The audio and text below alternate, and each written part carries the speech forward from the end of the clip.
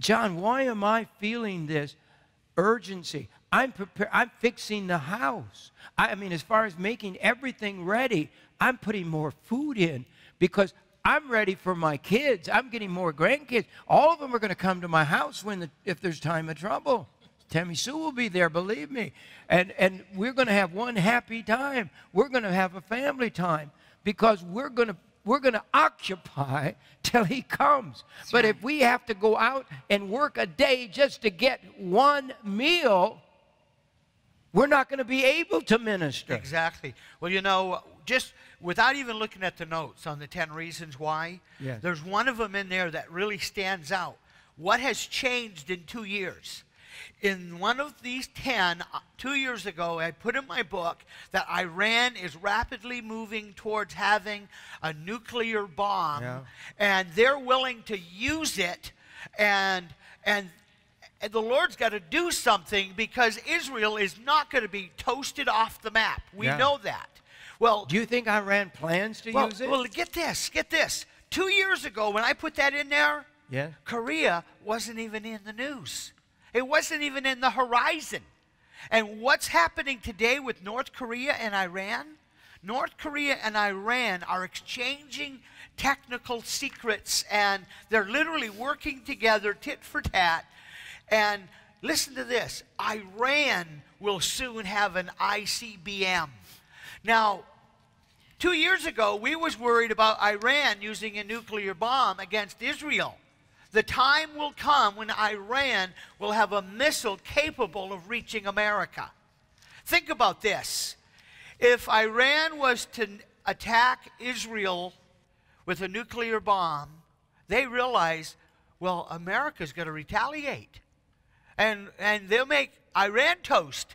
But what if Iran says, let's not go after Israel, let's go after America first? Well, you know what? Korea is working towards that capability. North Korea.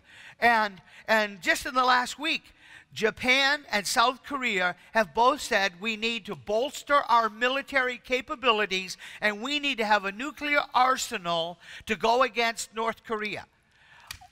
I have said this many times. We only need one nuclear bomb to go off anywhere in the world, and it's going to cause a global panic on Wall Street and on Main Street and on your street. And you know what? One misstep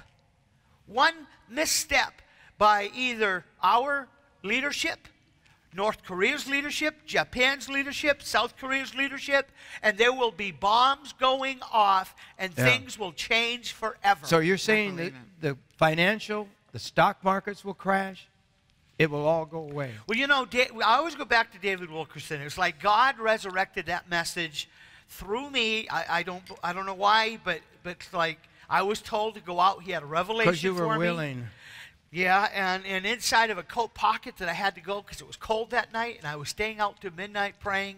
And when I went inside after not getting that revelation, I said, well, I was open to hear from you, God, but if it's the night of the blood moon. The night of the first blood moon. Yeah. And when I go back to the house and take off my jacket, I spot this little paperback book, Set the Trumpet to Thy Mouth. Yeah.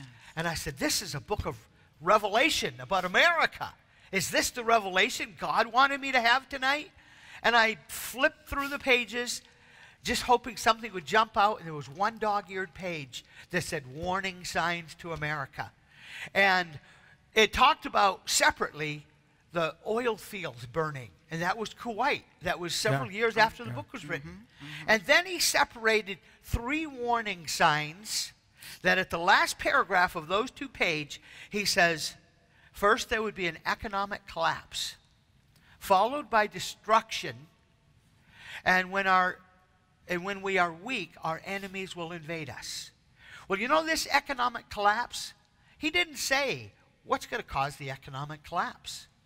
I believe there's an event coming that's going to cause the economic collapse that he later describes in his book, that when this economic collapse starts to unfold, it'll be unlike any of the downturns we've seen in our lifetime, because this one will not be able to be stopped.